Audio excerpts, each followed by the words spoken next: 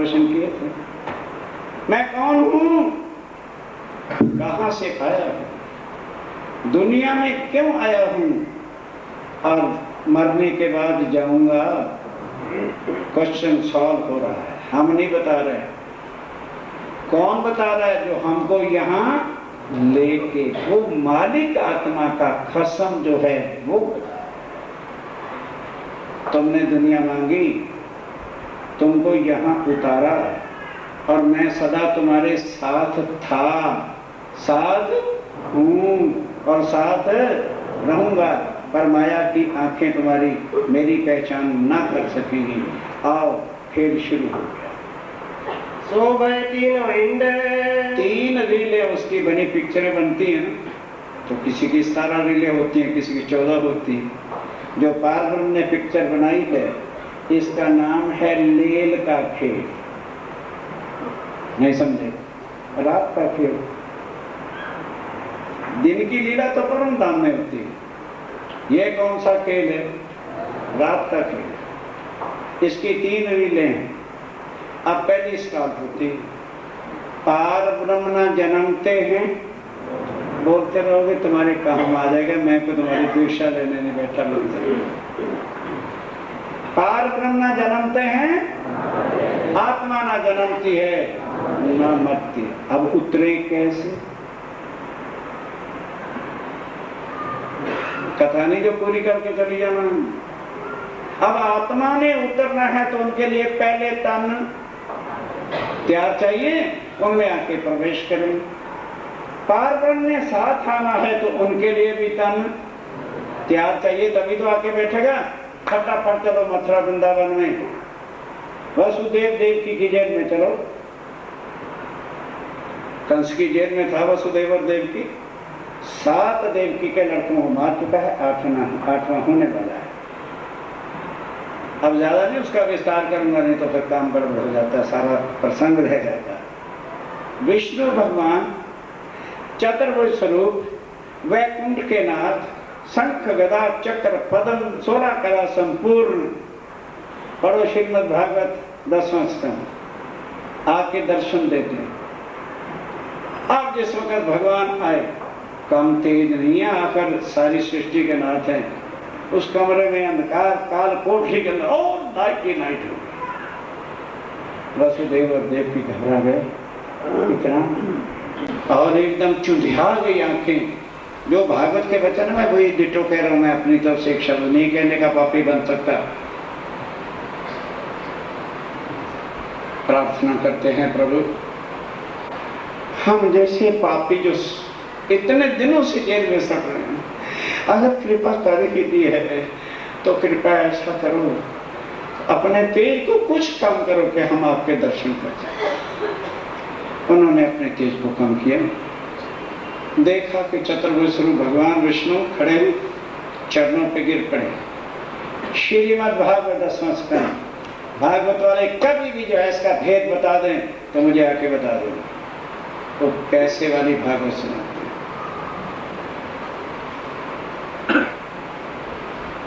तब पूछा है प्रभु, ये हमारे कौन से जन्म का अहोभाग्य है कि सड़ रहे हैं हम जेल में, और आप साक्षात दर्शन। कहने लगे हाँ, ऐ वसुदेव देवकी, तो पूर्व जन्म में चक्रवर्ती राजा थे, पर तुम्हारे घर कोई भी संतान, तुम चक्रवर्ती राजपाट को छोड़ के वन में चले गए मेरे नाम की तपस्या की। तुम्हारी निस्वार्थ की तपस्या को देख के मैंने तुम्हें साक्षात दर्शन दी। कौन याद करा रहा है? ऐसे नहीं मराया जाए। विष्णु भगवान उनको पूर्व जन्म की बात बता रहा है, जैसे प्राणनाथ जी हमें मूल परम धाम की याद करा रहे। तब मैंने दर्शन देके तुम्हें पूछा, बेटा क्या इच्छा है, क्या चाहता है? तो तुम दोनों ने मिलकर क्या मांगा कि ऐ प्रभु, इच्छा तो यही लेके आए थे कि जब चक्रवर्ती राज है तो 10, 20, 50 बेटे तो होने चाहिए जो बांट के राज करेंगे, पर इतने नहीं चाहिए। एक ही दे दो पर तुम्हारे जैसा। भगवान चक्कर में फंस गए। कहने लगे अच्छा भी अब जब तुमने मांगा है, मैंने वरदान दे ही दिया है, तो तथा अगले जन्म में मैं तुम्हारे घर जन्म। वो वादा पूरा, अब जेल में बता रहे कि वो वादा पूरा करने के लिए अब मैं तुम्हारे घर, बोलो बोलो, जन्म। अब बोलो जो जन्म लेता है वो मरता है कि नहीं? खोल के बोल दो, कब्जी क्यों है?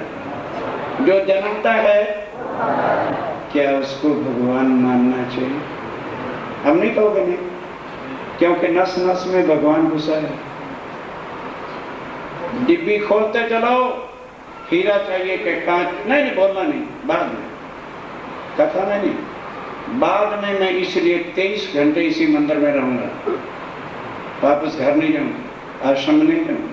जिसको कुछ पूछना है बाकी के 23 घंटे में किसी वक्त आके संशय मिटा सकते हो। इजाजत चर्चा के अंदर नहीं, क्योंकि वो मेरी ताकत से बाहर होती है जो कुछ बोला जा रहा है। सिर्फ बता रहा हूं। खुद भागवत का 10वां स्कंद देखो, भगवान ने कहा अब मैं तुम्हारे गर्भ से जन्म लूंगा। मेरी माया की शक्ति नंद के घर लड़की बनेगी। जब मेरा जन्म हो जाए मुझे वहां छोड़ देना, और लड़की जो पैदा होगी उसको इधर ले आना, फिर मैं जानू मेरा काम। कहते बरोबर 7 कोठरियों में हम बंद पड़े, लोहे के दरवाजे हैं, जंजीरों से जकड़े हुए हैं, सिपाही बाहर खड़े हैं, हम क्या करें? कहने वो तुम्हारा काम है। मेरी ही शक्ति से सारे सिपाही सो जाएंगे, दरवाजे खुल जाएंगे, तो मुझे वहां पहुंचा के लड़की को जब लेके अंदर आ जाओगे, लड़की तब रोएगी, तब पहरेदार उठेंगे, दरवाजे ज्यों के तो बंद हो जाएंगे, फिर जो लीला मेरी है मैं करूंगा। ऐसा ही हुआ। किसने जन्म लिया? विष्णु। अक्षातीत ने जन्म लेगा। तन किसने धारण किया? विष्णु भगवान ने। पहुंचा दिया गया गोकुल में नंद बाबा के घर, और उधर लड़की जन्मी, लेके आ गए। जैसे कोठरी में वो आ गए, दरवाजे बंद हो गए, सिपाही जागृत हो गए, तो लड़की रोने लगी। कंस आया, लड़की को पत्थर पे मारा, हाथ से छूटिया, कहते पापी कंस तेरे मारने वाला गोकुल में आ चुका है। पढ़ो बाबू। अब कंस ने लाखों चारे किए मारने के लिए, पर उसे कौन मार सकता है? अब आओ, कौन पहुंचा था? विष्णु। बोलो बोलो, याद रह जाएगा भाई, घबराओ। अब हमें क्या पता चले कि इसके अंदर पूर्ण ब्रह्म बैठे हैं? हम किस तरह से उनकी पहचान करें? हमें तो इतना ग्रंथ बताते हैं कि कौन जन्मा? विष्णु भगवान जन्मे उसी रात।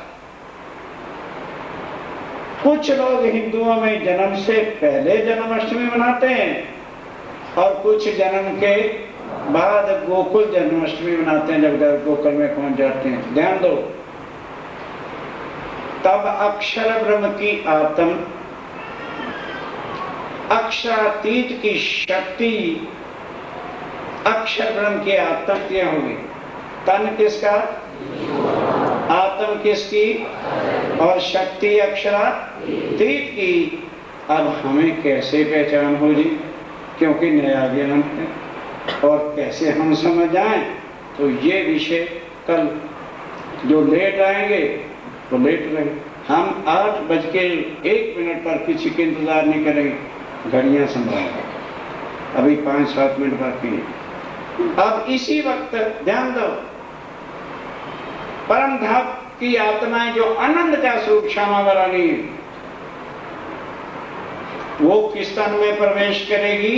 राधिका रानी, जो वृक्ष भान की लड़की है। वृक्ष भान किसका बाप है? राधिका का, श्यामा जी का नहीं। उस तन में आके उन्होंने प्रवेश किया।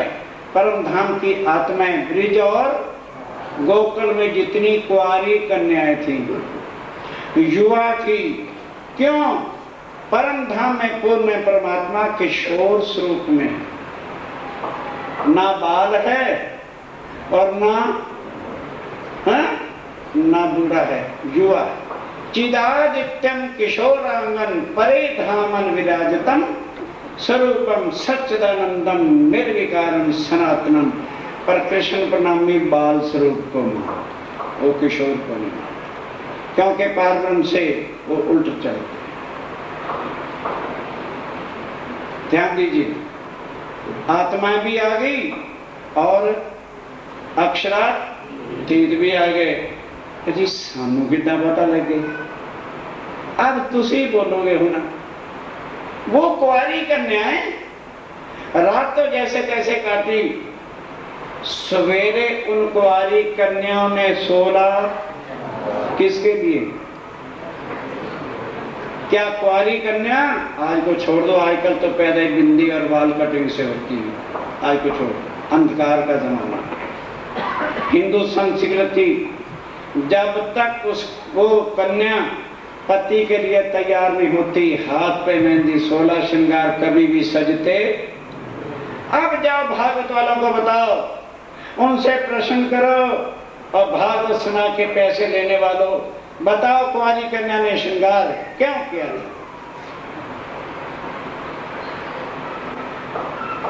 केवल ये भेद उन आत्मा को पता है कि नंद के घर हमारे प्राण बोलो, वो हमारे कसम। अपनी आत्म के पति के पास जाना है, श्रृंगार के बिना नहीं जाएंगी। इस वास्ते श्रृंगार करके गई। माता यशोदा को एक बधाई का बहाना बनाया, थोड़ी देर उदास हो गई। माता यशोदा के जन्मे हुए थे, तन में आए हुए थे, नहला धुला करके झूले में डाल रखा।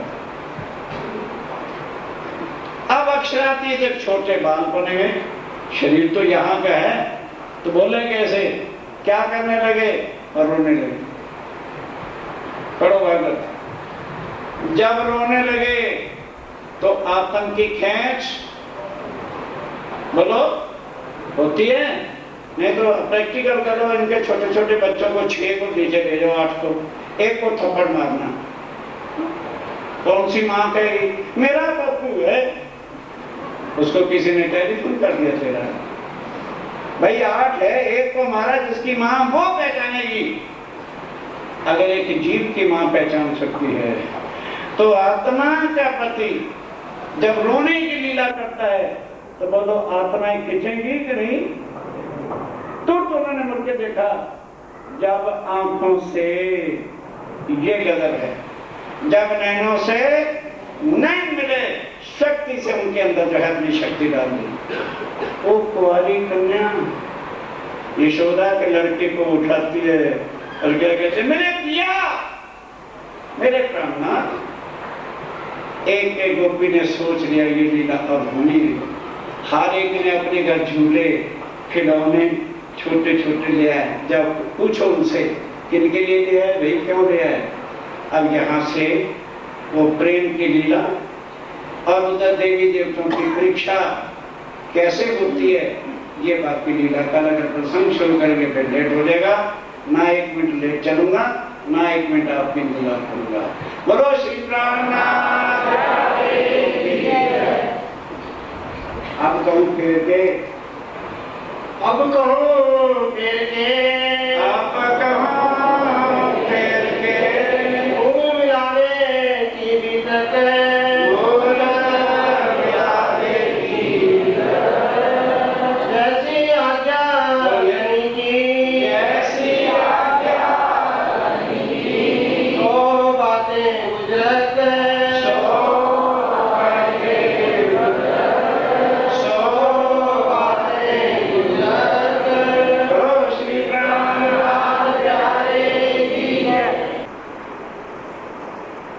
प्राणों के आधार आत्म संबंधी श्री सुंदराचार्य जी, उपस्थित मेरे साथियों, माताओं, बहन, कल उस पार ब्रह्म अक्षरातीत सच्चिदानंद स्वरूप की पहचान की भूमिका संसार के सब ग्रंथों से प्रमाण के साथ आपके सामने रखा। आज सारी दुनिया, भारतवर्ष के सब लोग कहते हैं, शास्त्रों में लिखा है कि परमात्मा सबका एक है, लेकिन उस एक को ना जानने के कारण से भगवान अनेक हो गए। जितने रास्ते हैं, जितने पंथ हैं, उतने ही भगवान। और वो भी गाते यही चले जा रहे हैं कि परमात्मा सबका है, और फिर ये भी गाते हैं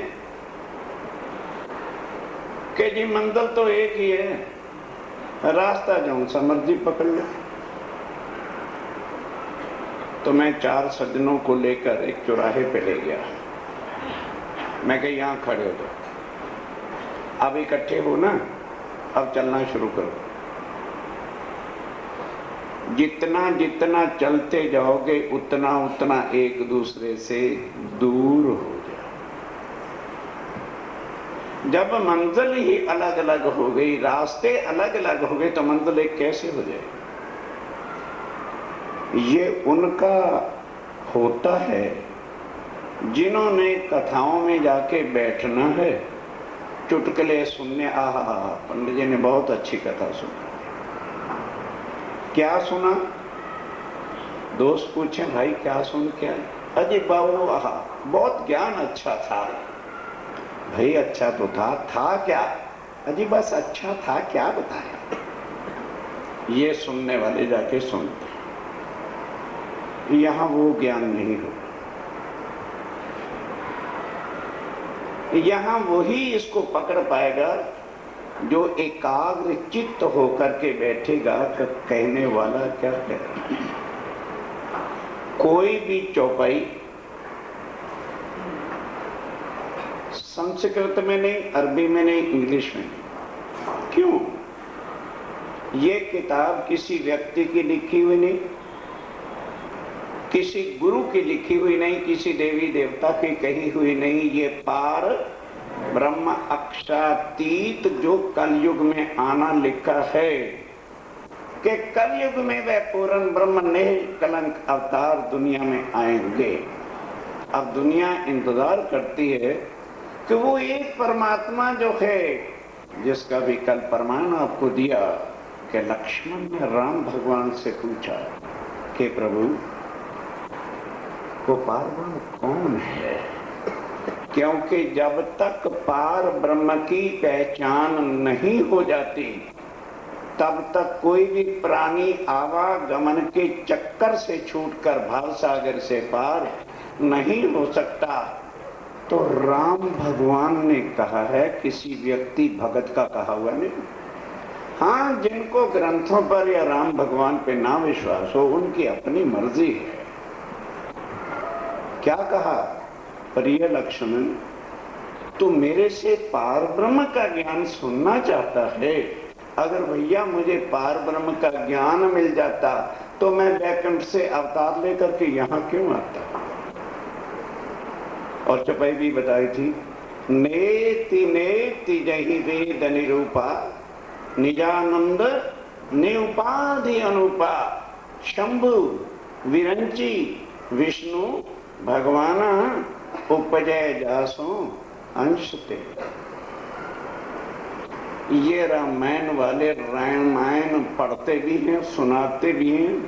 अगर समझ आ जाती कि भाई जिसको हम भगवान कह रहे हैं, वो कह रहा है कि पार ब्रह्म के एक अंश से लाखों करोड़ों शंभु शंकर भगवान महादेव, विरंची ब्रह्मा जी और मेरे जैसे विष्णु भगवान बनते हैं और मिट जाते। तब फिर लक्ष्मण ने कहा, अच्छा प्रभु, यदि आपको ज्ञान नहीं तो नाम का तो पता होगा, आखिर आप वैकुंठ के नाथ हैं। सृष्टि के मालक हैं, तो कुछ तो बताइए। कहते हैं बढ़िया लक्ष्मण, क्या मेरी आज परीक्षा ले रहा है? राम ना सके नाम गुण गाए, कहाँ लो कहूँ मैं नाम बड़ाई। प्रिय लक्ष्मण, यदि उस पार ब्रह्म का नाम दुनिया में आ जाता, पता चल जाता, क्योंकि वो नाम तत्व गुण खट प्रमाण से रहित है, तो उसका नाम क्या रखूंगी? हाँ, वो जब कलयुग में आएंगे ये मैं तुम्हें बता सकता हूं, तो वो स्वयं आके अपनी पहचान कराएं कि मैं कौन हूं, ये कल का विषय है। वो आके मनुष्य तन को धारण करेंगे। जो दुनिया उनके केवल मनुष्य को देखा, तन को देखा करेगी, वो उससे कोसों दूर रहेगी। जो उनकी आवाज को, ज्ञान को पहचानेगा, वही समझ सकेगा ये ज्ञान आज दिन तक दुनिया में था ही नहीं, और ये वही ज्ञान है जो सबका एक परमात्मा की पहचान है। कल भी बताया कि यहाँ पर जो आत्म तत्व से हमारे सब साथी आते हैं, हमारे अंदर किसी प्रकार का जाति पाति भिन्न भेद, छोटा बड़ा कुछ नहीं, कोई मतलब नहीं, क्योंकि ये छोटे बड़े कर्मों के हिसाब से जाति पाति शरीर जीव के कर्मों का फल है। आत्मा न हिंदू है, ना आत्मा मुसलमान है, ना आत्मा जाति पाति के अंदर है, ना आत्मा कर्मों के बंधन में है। आत्मा इन सब से, अब सारे कहते हैं, फिर पड़ाक से क्या कह देते हैं? मेरी आत्मा आज बड़ी दुखी। इतना अज्ञानता का पर्दा इंसान पर पड़ा हुआ है, क्योंकि वो 24 घंटे लीन किस में है? माया में, माया की झूठी शानों में, माया की झूठी वाह में।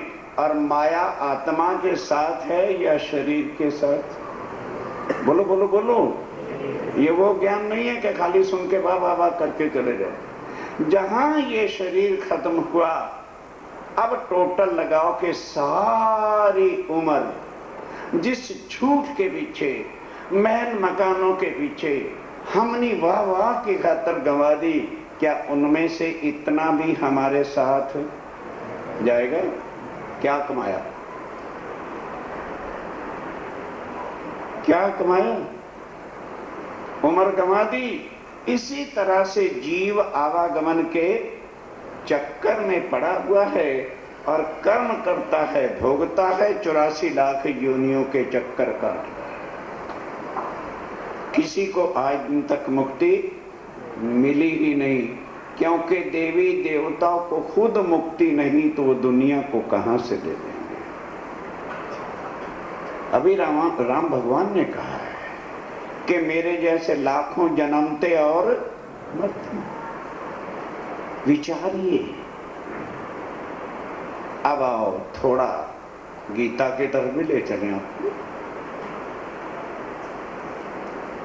राम भगवान और कृष्ण के अंदर अंतर क्या है? वो 12 कला हैं और वह 16 कला संपूर्ण, बस है विष्णु के अवतार, कोई अंतर नहीं। समय समय पर जब सृष्टि पर बोझ पड़ता है, भक्त लोग पुकारते हैं, तो भक्तों के संकट निवारण करने के लिए अवतार लेके आते हैं, भक्तों का कार्य करते हैं और दुष्टों का नाश।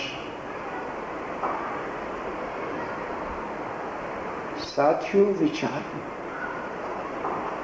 ग्रंथों में तो लिखा है कि परमात्मा सबका एक है, तो फिर भक्तों का परमात्मा है तो दुष्टों का कौन? तुलना करते जाओ हर एक बात की। फिर दिल में विचारो कि हमारी डिब्बी में कांच का टुकड़ा है या रात का भाव भूल गया कि हीरा। श्री प्राणनाथ जी सबसे पहले आपको ज्ञान से जोहरी बताएं, आपको परख करने का ढंग बताएंगे कि पहचानो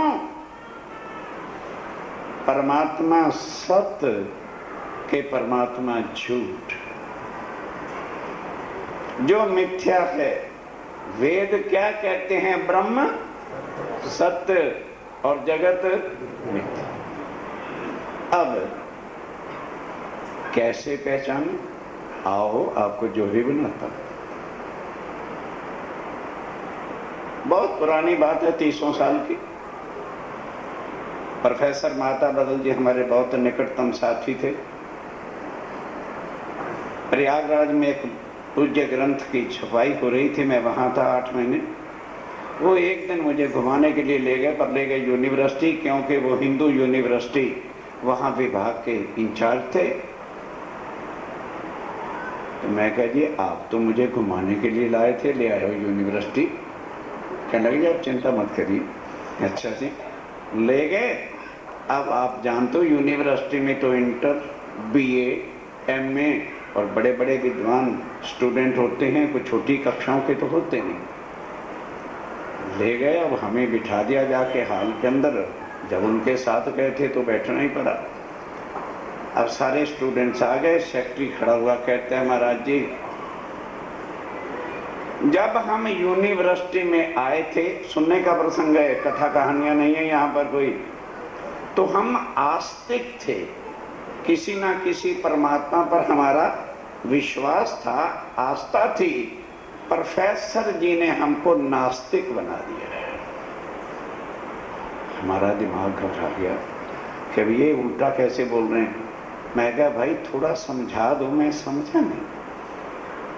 कहने लगे जी अब प्रोफेसर साहब तो हमारे ऊपर कृपा कर रहे हैं कि बड़े बड़े संतों को, महात्माओं को, गुरुओं को ले आते हैं कि भाई हमारी युवा अवस्था, यंग एज है, हमारी आस्था भगवान पर आ जाए। पर महाराज जी पहले एक वेदों के आचार्य आए, उन्होंने कहा तो सही कि परमात्मा सत्य है, लेकिन बताया क्या कि परमात्मा निराकार।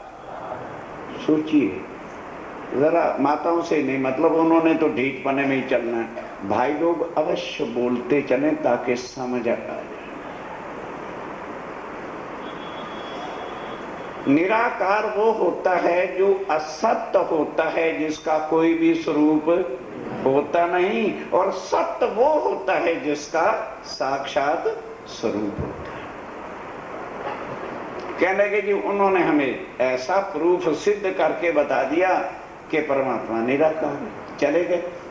कुछ दिमाग में आया कि भी जब परमात्मा निरंजन है, दिखता नहीं है, तो निराकार ही हो। फिर कुछ दिनों के बाद एक और संत आ गए सनातन धर्म के, वो कहने लगे नहीं निराकार नहीं, तो वो साकार है। और उन्होंने फिर स्वरूप बताए भगवान के, राम भगवान का, कृष्ण भगवान का। हमने कहा भाई जब भगवान का स्वरूप है तो वो निराकार नहीं, वो तो साकार है। फिर उसके बाद और आ गए, वो कहने लगे कि ना परमात्मा साकार है ना निराकार है, जो जल में है सोई थल में है, गंगा में नहाने से ही मुक्ति मिलती। उन्होंने भी ऐसे मंत्रों से बताया तो सोचने लगे भी हाँ, गंगा में लोग लाखों जाते हैं तो सारे मूर्ख थोड़े होंगे, गंगा ही परमात्मा है। फिर आ गए, वो कहते ना जल में है ना थल में है ना साकार है ना निराकार है, वो तो कण कण में सर्वव्यापक है, परमात्मा ही सबके अंदर। तो कहने लगे महाराज हमारा दिमाग ऐसा पागल हो गया, अब हम समझ बैठे हैं परमात्मा ना निराकार है ना साकार है, ना जल में है ना थल में है ना कण कण में, परमात्मा है ही नहीं। कहते आप ही बताओ मैं क्या रिजल्ट हम निकालें और जिंदगी के में किसके चरणों में डालें। मैं क्या भाई मुझे क्या हुक्म, कहना क्या चाहते हो। कहने लगे महाराज जी अगर तो किसी धर्म का नाम ना लो, और ना किसी धर्म ग्रंथ का नाम लो। अगर आप हमें सीधा साधा बता सकते हैं कि परमात्मा क्या है, कोई किताब ना लेना, कोई धर्म का नाम नहीं लेना, तो अब तो हम सुन लेंगे, नहीं तो ना हमारा समय वेस्ट करो और ना आप कष्ट दो।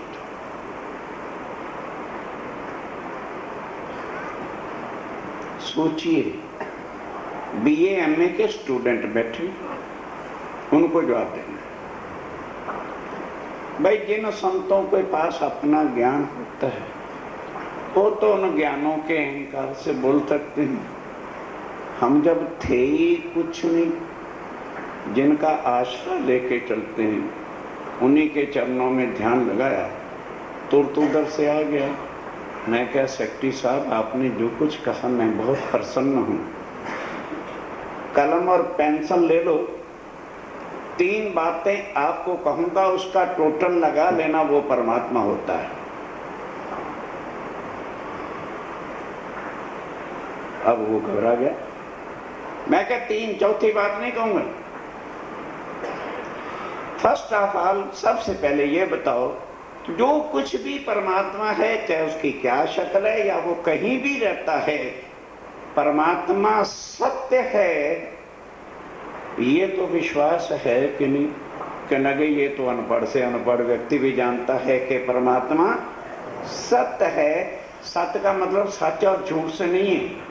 सत्य का मतलब है जिसका कभी भी नाश होता नहीं, अखंड है, अविनाशी है।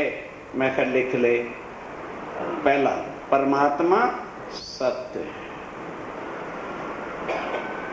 फिर मैं कहा अब दूसरी बात कि जो सत्य है वो चेतन है कि जड़ पत्थर लोहा। जो सत्य वस्तु है वो चेतन तो है। कहता है जी सत्य पत्थर थोड़ा हो सकता है या धरती थोड़ी हो सकती है, लोहे का पीस तो सत्य नहीं हो सकता। जो सत्य है वो अवश्य ही चेतन होगा। मैं लिख ले नंबर 2, परमात्मा सत्य है, परमात्मा चेतन है। मैं क्या अब आखिरी बात बता के फिर तीनों का टोटल लगा ले, वही परमात्मा। कि जो सत्य है, ध्यान से मेरे साथियों, और चेतन है, वो चेतन जो है तो कुछ ना कुछ लीला तो करेगा ही। चेतन तो जड़ होके नहीं बैठ सकता। तो जो सत्य और चित्त की क्रिया है, लीला है, उससे आनंद की प्राप्ति होगी या दुख की? आप ही बोलिए। आनंद। अब तीनों का टोटल लगा लो, सत चिद आनंद सच्चिदा। मैं क्या, ना वो यहाँ पर इस दुनिया में साकार है, ना दुनिया में निराकार है, ना वो कण कण में है, ना वो जल में है, ना वो थल में है, इस दुनिया से परे। क्यों? कंपैरिजन करो। वो सत्य है तो दुनिया, बोलो बोलो बोलो, असत्य है। जो चीज यहाँ पे बनती है उसका नाश लाजमी। वो सत्य तो दुनिया असत्य, वो चेतन तो यहाँ हर चीज जड़, वो आनंद ही आनंद और यहाँ दुख ही, इसलिए दुनिया में नहीं है सच्चिदानंद। कहते फिर महाराज जी वो मिलेगा कैसे? मैं क्या, जरूरत तो मेरे पीछे आ जाना, ऐसे थोड़ा मिल जाता है। अब तुझे तलब है, तेरे प्रश्न का उत्तर दे दिया, अब आ जाना। तो सुंदर साथी जी, यहाँ हमने आपको तोता मैने की कहानियां सुना के हंसाने के लिए, ये मनुष्य तन की कीमत का तुम्हें पता नहीं। 84 लाख बार जीव कर्मों के चक्कर को काट कर, योनियां भुगत कर, क्योंकि आज तो हम मनुष्य तन में हैं, सुंदर स्वरूप है, श्रृंगार है और ऊपर की सजावटें कर रहे हैं। ये जिस दिन सोचेंगे हम किसको सजा रहे हैं, घबराना नहीं, गंदगी का लोटा है ये, नहीं समझ रहे? ये क्या है? गंदगी का लोटा, नरक ही नरक है। जहां से निकालोगे, आंख से, नीचे से, ऊपर से, नरक का कुंड। उसके ऊपर ये कवर है, इसको धो रहे हैं, चमका रहे हैं, रेडीमेड प्रिपेयर कर रहे हैं, क्रीम में सजा लो, कुछ कर रो है कि अंदर नरक ही। बोलो बोलो बोलो, खूब सजाओ, मना नहीं ना, सजा लो लोटों। और जो आत्म तत्व है उसकी शुद्ध, किसी को चिंता नहीं। क्यों? माया का जाल मोह का ये वैसा बिछा है कि इस माया जाल से देवी देवता भी सृष्टि में आते हैं तो माया में फंस जाते हैं। और उस माया को बनाने वाला जो है, ग्रंथों में लिखा है, कूटस्थो अक्षरा उच्चते, इससे परे। कौरव और पांडव का युद्ध, चलो थोड़ा गीता के भी दर्शन करा दें आपको। सारे कौरवों का वंश एक तरफ, और तीनों गुरु कौरवों के आगेवान, गुरु भीष्म पेदाना, गुरु द्रोणाचार्य और गुरु कृपाचार्य, तीनों मोर्चे पर खड़े। अर्जुन को भगवान विष्णु 16 कला संपूर्ण, जिसका नाम कृष्ण, लेके जब रथ आगे गए तो अर्जुन कहते हैं, प्रभु युद्ध करना है तो जरा अभी आगे ले चलो ताकि मैं मोर्चों को देख लूं। आजकल का युद्ध नहीं कि चुपचाप ही रात को उठ के बम्बार्टमेंट शुरू कर दिया। आजकल तो सब कुछ ही गलत हो रहा है। जब तक युद्ध का बिगड़ नहीं बजा करता था, कोई सेना हथियार नहीं उठाया करती थी। मैंने कहा चलो भाई, रथ को खींचा, आगे ले गए। अब रथ जब देखा, अर्जुन कहता है, ओहो, तीनों गुरुओं को मारूं और सारे वंश का सत्यानाश करूं एक राज के लिए? तो गुरुओं को मार के यदि राज भोगा तो राज भोगने के बाद सीधा नरक का दरवाजा खुला ही है, तो काहे को नरक में जाना भाई? कहते भगवान पता लग गया, रथ वापस ले चलो। जैसे रथ को वापस लेके आए तो अर्जुन रथ से नीचे कहता, वो भगवान, ना मुझे राज करना, ना मुझे सुख भोगने, मैं तो जंगल में चला जाऊंगा, मैं गुरुओं को नहीं मार सकता। और तुमने बताया है मुझे, ध्यान दो, कोई स्वाध्याय वाले मानने वाले साथी बैठे हों तो, या गीता के मानने वाले दिखावे के उन्हें नहीं पता गीता क्या ज्ञान देती। पहले ही विषय में क्या लिखा है? गुरु देवो भव, पहला पन्ना खोलो, 6 धर्म लिखे। गुरु देवो भाव, पितृदेवो भाव, मातृदेवो भाव, अतिथि देवो भाव, सत्यम वद और धर्मम। ये गीता के 6 धर्म, इसको अर्जुन पालन कर रहा है।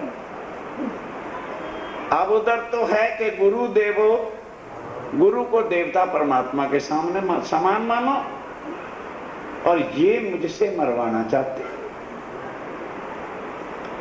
अब देखिए, क्योंकि हम तो अपना असत्य का धर्म छोड़ के सत्य की राह पे चलने के लिए दुनिया देखेंगे, अरे रिश्तेदार क्या कहेंगे, मेरे यार दोस्त क्या कहेंगे कि तुम्हें इस उम्र में क्या हो गया, तुमने कैसे रास्ता बदल दिया, तुम तो सारी उम्र भगवान के भक्त थे।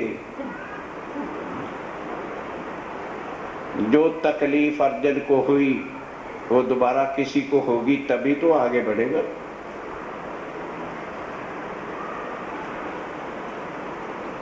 तो अर्जुन को भगवान कहते हैं, अर्जुन वो धर्म उस वक्त बताए थे, आज उसकी जरूरत नहीं, छोड़ दे। सर्वाणी धर्मम परित्यज, मेरे बताए हुए धर्म है, छोड़ दो उन सबको। एक माम शरणम ब्रज, एक मेरी शरण में आ जा, मैं तुझे वैकुंठ में ले चलूंगा। कहते भगवान वो तो मैं कर लूंगा, पर गुरुओं को क्यों मरवाते हो मेरे हाथ से? कहने लगे वही सच्चा परम भक्त है जो दुष्ट गुरुओं को मारता है। और नहीं सुनी जाएगी गीता तुम्हारे से, ये पैसे वाली गीता नहीं है। गीता का पाठ करा लो, रामायण का 65,000 ले लेंगे। ये है हकीकत में गीता का सार। कहने लगे प्रभु गुरु और दोषी कह रहे हैं आप? कहने लगे हाँ, सुन ले कान खोल के। अगर ये तीनों गुरु जब दरबार में ये पास हो रहा था कि द्रौपदी को नगर करके और उसके बालों से खींच के दिया जाए, इन्होंने समझाया, पर इनके ज्ञान को किसी ने माना नहीं। तो इनका फर्ज क्या था कि दरबार छोड़ करके चले जाते, तो इनका पाप कुछ नहीं था। इनके सामने द्रौपदी को लाया गया, इन्होंने अपनी आंखों से उसका चीरण होते देखा, इसलिए से सबसे ज्यादा पापी ये है।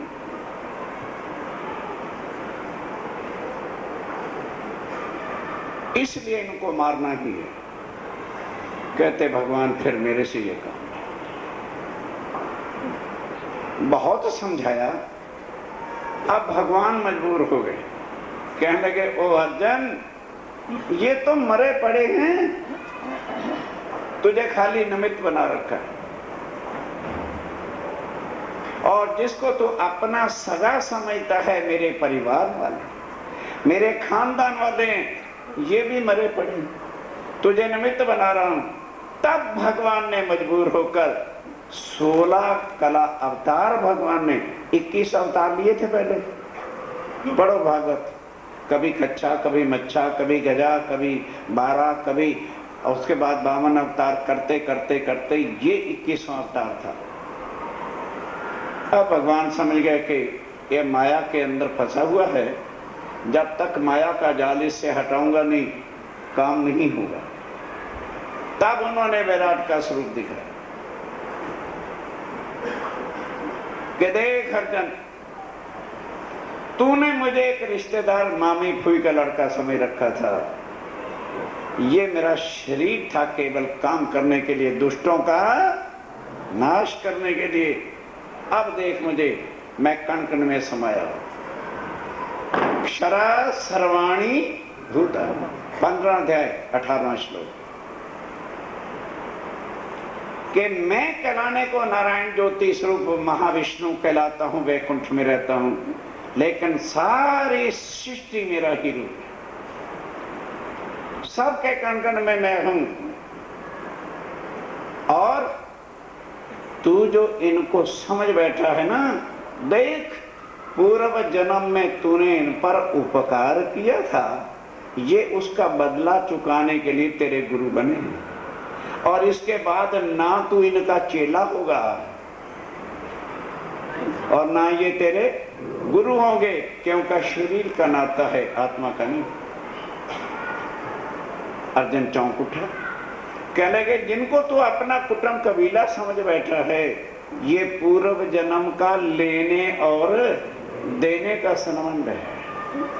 और जहां से सारी सृष्टि बढ़ रही है, जिसको दुनिया नौजवान तड़पते हैं, जिन्होंने शादी करा ली वो भी दुखी है, और जिनकी नहीं हुई वो भी दुखी है माँ मेरी मंगनी कब होगी, है क्या?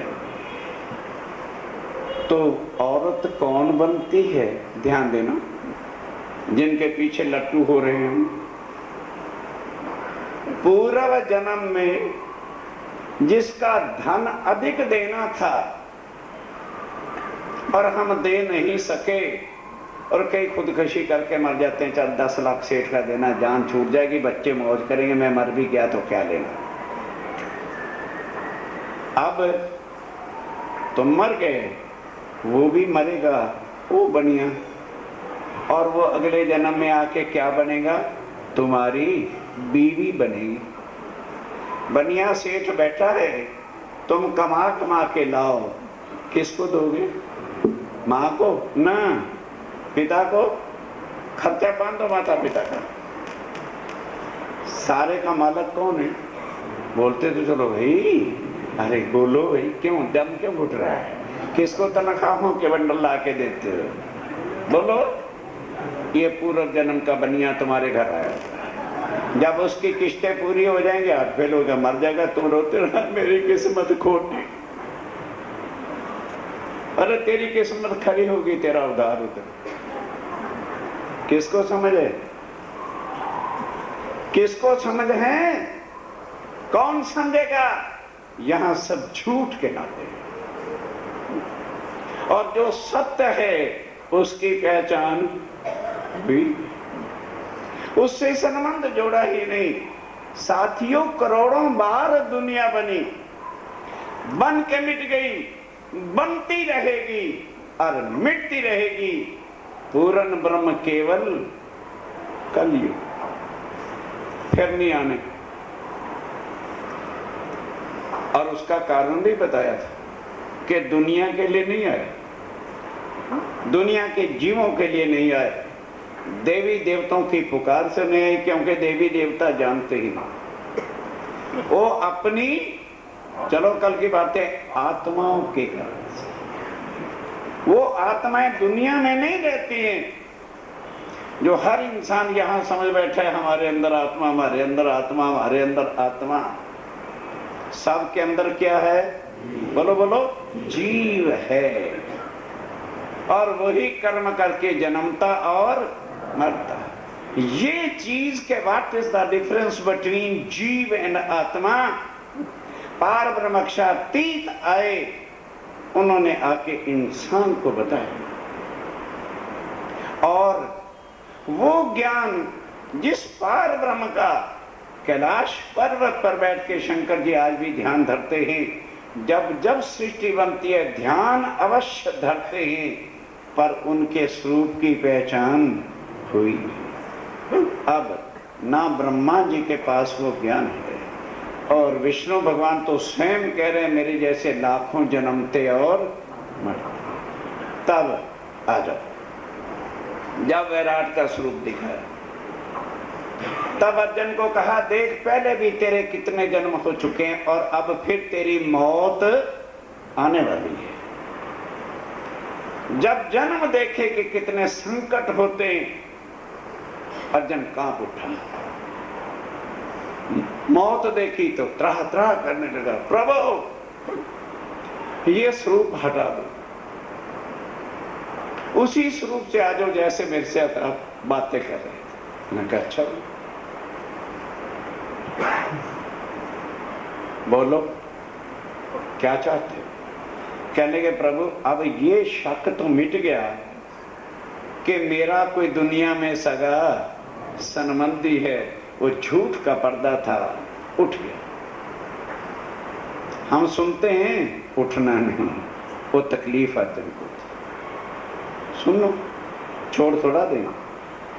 मजबूरियां, काहे की मजबूरियां? मौत आएगी तो मजबूरियों के पर्दे रह जाएंगे तुम्हारे सामने। तोड़ दो मजबूरियों की सीख चौंको, अगर इस जंजालों से छूटना है।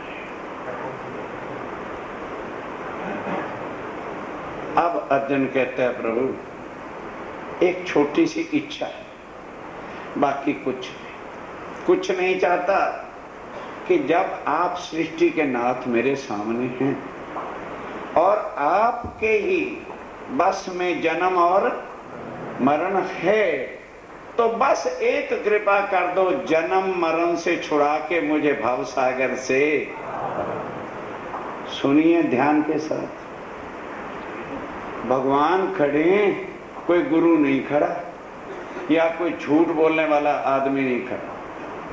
कहता है अर्जुन, मैं इस दुनिया का परमात्मा,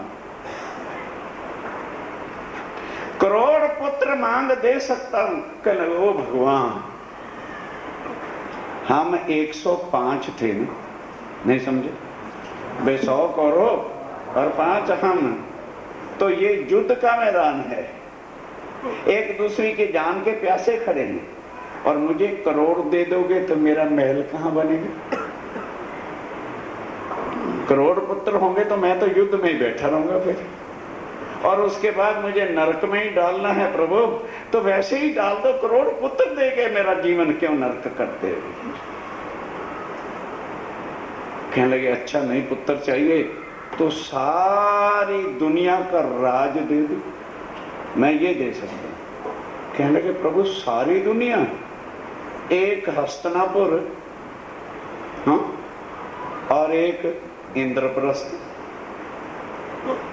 2 नगरियों के लिए तो ये खून खच्चर हो रहा है, तो सारी दुनिया मुझे दे दो, तो मैं तो फिर लड़ाई झगड़ा ही करता रहा।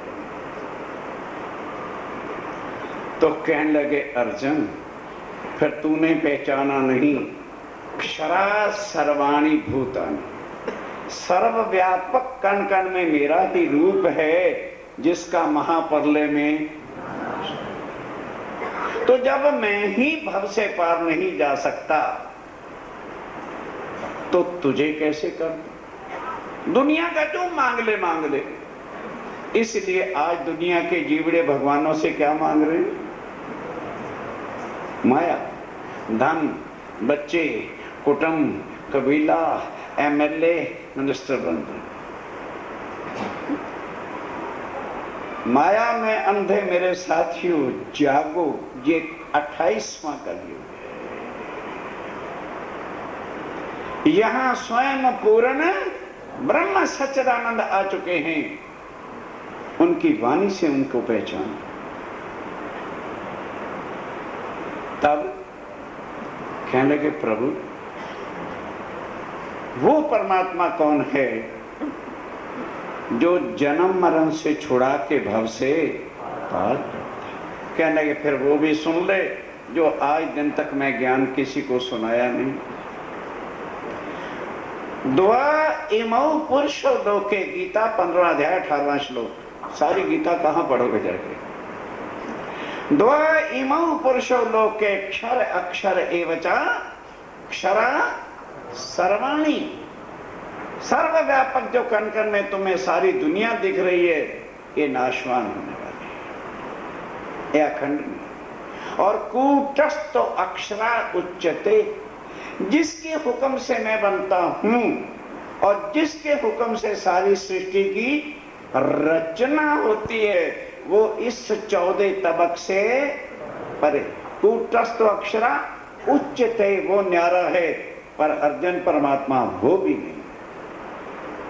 अर्जुन घबरा गया कि प्रभु जो तुम्हें बनाने वाला है और जो तुम्हें शक्ति देता है सारी सृष्टि को बनाने की, वो भी परमात्मा नहीं, तो कोई परमात्मा है जो जन्म मरण से छुड़ा है? कहने के तो सुन ले, उत्तमा पुरुषस्य, बोलो बोलो, उत्तमा पुरुषस्य तो अन्यः परमात्मा इति उदाहरण। जिसको सिर्फ परमात्मा कहलाने का अधिकार है वो केवल उत्तम पुरुष, पार ब्रह्म, सच्चिदानंद, अक्षरातीत, अल्लाह ताला, सुप्रीम ट्रुथ गॉड, वो एक, वो। अर्जुन कहते हैं पर प्रभु गीता क्या वो भी मिल सकता है? कहने लगे हाँ, लभ्य अस्तु, मिल सकता है। भक्तया, भक्ति करने पड़ेगी। कौन सी? अनन्या, जो शरीर की 9 प्रकार की भक्तियों से परे है, वो आत्म से होती है, शरीर से नहीं। क्यों? आत्म एव पर। जब आत्मा का संबंध परमात्मा पार ब्रह्म के साथ हो जाता है तो फिर प्राणी भवसागर से,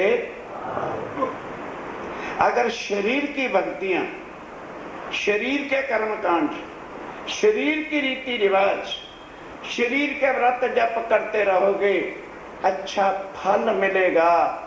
जो अर्जुन ने कहा, प्रभु क्यों अच्छा कर्म करें? हमें आज क्या उपदेश दिया जाता है? अरे भाई, मनुष्य तन मिला है, अच्छा कर्म करो, और अच्छा कर्म करो तो अगले जन्म में अच्छा जन्म मिलेगा। अर्जुन कहता है, भगवान अब कोई अच्छा कर्म नहीं करूंगा। अर्जुन की बुद्धि है भाई, हमारे आपकी अकल नहीं वहां चलती, चलाओ तो चलती। मनुष्य तन मिला है अच्छे कर्म के लिए नहीं मिला, मनुष्य तन मिला है भाव सागर से, और भाव से पार करने वाला केवल एक पार पुरुष है, काल पुरुष नहीं। काल पुरुष का महापर्ले में खुद का नाश होता है, क्योंकि काल बनता और मिटता है। जहां वो सच्चिदानंद है वहां काल नहीं है, जहां काल है वहां पार ब्रह्म नहीं। अब अर्जुन को तसल्ली हो जाती है कि अच्छा भी युद्ध कर लूं, बाद में पार ब्रह्म का ज्ञान मिल जाएगा। मेरे साथियों, युद्ध जीत गया। अब भगवान को बिठा के पूछता है, प्रभु अब उस सच्चिदानंद का ज्ञान बताओ। जरा महाभारत खोल लेना, छठा खंड खोल लेना, शांति पर्व खोल लेना, अध्याय 16 खोल लेना, श्लोक 9 से 13 पढ़ लेना। क्यों? बोलो बोलो, कहाँ कल प्रसंग था? ब्रिज में चलिए वहां। तन किसने धारण किया था? ना भूलना नहीं, तब तो कुछ मिल जाएगा। जन्म किसने लिया था? विष्णु भगवान ने। और उस समय उनका नाम क्या रखा गया?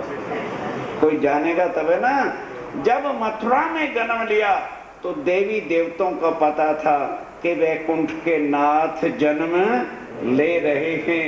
तब पुष्प बरसाए, रोहिणी नक्षत्र, वृक्ष राशि। तो क्या नाम रखा गया? नमो नारायण भगवते वासुदेव। अब शब्द का फर्क है, ध्यान रखना। वासुदेव, वासुदेव तो कहते हैं भगवान विष्णु को, और वसुदेव कहते हैं देवकी के पति को। उनके पिता का नाम वसुदेव है, और भगवान का नाम यहाँ क्या है? वासु। अब पहुंचा दिए गए नंद जी के घर। तो नंद जी के घर तो लड़का है। उन्होंने छठी वाले दिन गर्गाचार्य, जो उनके खानदान के पंडित थे, ध्यान दो भाई, उनको बुलाया और कहा, महाराज लड़के का नामकरण संस्कार करो। उन्होंने कहा, जी किस समय जन्म लिया था? अब ध्यान देना, मथुरा में जन्म लिया तो रोहिणी नक्षत्र और वृक्ष राशि थी। अब जब मथुरा में आए, गोकुल में आए, तो नक्षत्र भी बदल गया और सारा कुछ बदल गया। रोहिणी नक्षत्र की बजाय मृगशिरा नक्षत्र हो गया, वृक्ष राशि की बजाय मिथुन राशि आ गई। तो गर्गाचार्य ने नाम रख दिया कृष्ण। किसका नाम? विष्णु भगवान। तन का नाम, तन किसका था? विष्णु भगवान का था। अंदर जो बैठा है उसका नाम कभी होता ही नहीं। अब आइए, वो अब आके दुनिया में 28वें कलयुग में बताएंगे मेरा नाम क्या है। इस नाम से स्मरण करो, मेरी प्राप्ति हो जाएगी। ध्यान देना, जरा बड़ी समझने की बातें तन में आ गए। अब ध्यान देना, विष्णु भगवान तो हाजिर है कि नहीं है? अब आ जाओ जरा। शंकर भगवान जी ने भविष्य की सारी किताबें लिखी थी, अब उनको पता चल गया कि वो गोकुल में आ गए। अब आओ मेरे साथियों, शंकर भगवान कभी जटाएं खोलकर भीख मांगने नहीं जाते। सृष्टि के नाथ हैं, जटाएं खोल के भिखारी का रूप धारण करके द्वारे नंद के नाद बजाया है और शिव दर्शन को आके नंद जी के घर अपना डमरू बजाया।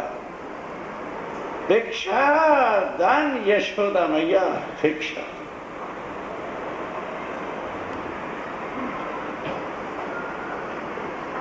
अब नंद जी ने तो भंडार खोल रखे थे, कोई दरवाजे से खाली नहीं जाए।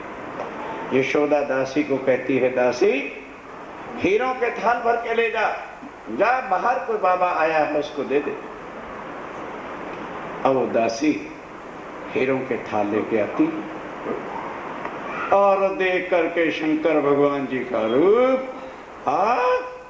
लालिमा आंखें, नीलकंठ, गले में सर्प, धाड़ बेहोश आकर के दासी गिर गई और हीरे पिघल गए।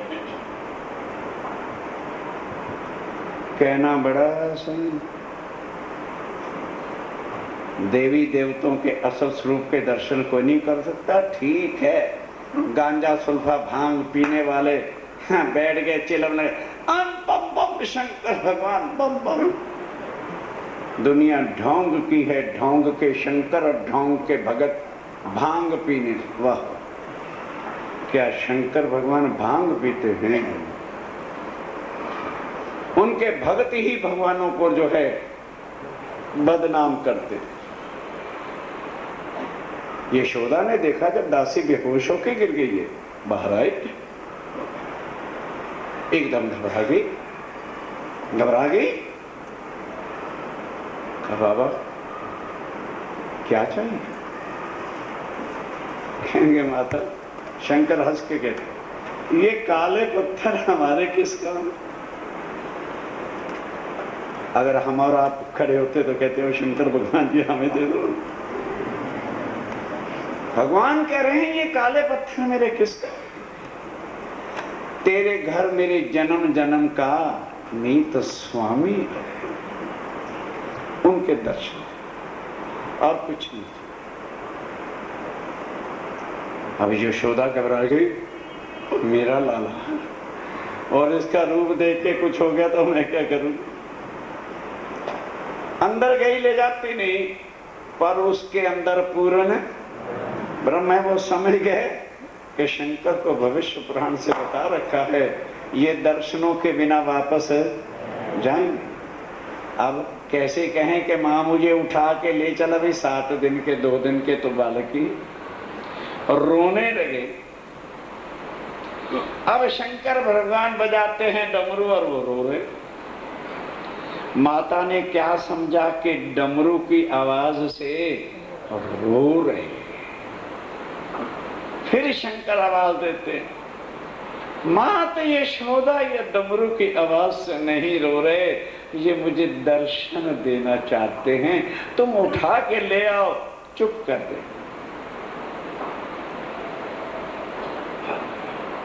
भागवत बड़ी हम करवाते भी हैं, सुनते भी, ये भेद कौन बताएगा? ये भेद वही बताएगा जो उस तन में बैठा होगा। दुनिया क्या? यशोदा जी उठा के लिया, बड़ा टॉवल कपड़ा ले लिया, सिर सारा कुछ हाथ पांव लपेट लिए, छोटा सा मुंह खोल दिया और आके शंकर जी से कहा, ले शंकर भगवान दर्शन कर। शंकर जी उदास थे। क्यों? क्योंकि दर्शन मुखारविंद के नहीं होते, दर्शन चरणारविंद के। तो जब शंकर जी चुपचाप खड़े हैं, वो समझ गए कि ये दर्शनों के बिना नहीं जाए। तब जैसे बच्चा दूध पी के हाथ पांव मारता है ना, जोर से हाथ पांव मारे और तौलिए पौलिए सब इधर हो गए। तब मुस्कुराहट आई शंकर भगवान जी के चेहरे पर। प्रणाम नहीं किया, अपनी जटाएं लेकर उनके चरणों से चरण धूरी स्फुराने लगे और नैनों से मैं दर्शन हो गए। इशारा किया, चल दे शंकर, अब हो गया। प्रणाम करके शंकर भगवान वापस।